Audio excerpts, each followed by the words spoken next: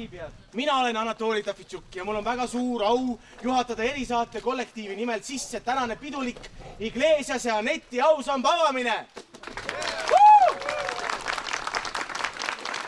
Ja eraldi tahan ma rõhutada, et Kolga Jaani on täiesti konkurentsitult meie lemmikasula ning et erisaade armastab Kolga Jaani rahvast.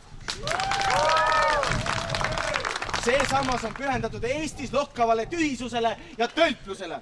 Ausamba saab Iglesias Anet, sest ta lausus surematud sõnad. Ma ei ole tühine inimene. Tühised inimesed on võib-olla Kolga Jaanis. Kuigi ma usun, et igas inimeses on midagi head.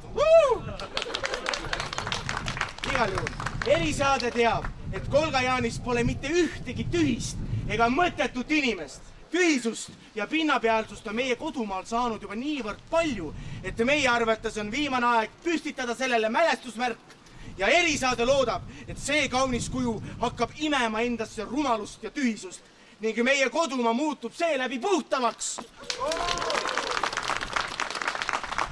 Olen kindel, et Iglesias Aneti sambast saab Kolga Jaani turismimagnet, nagu Eiffeli torn Pariisis või Lenini laip Moskvas. Ja avame selle kuju!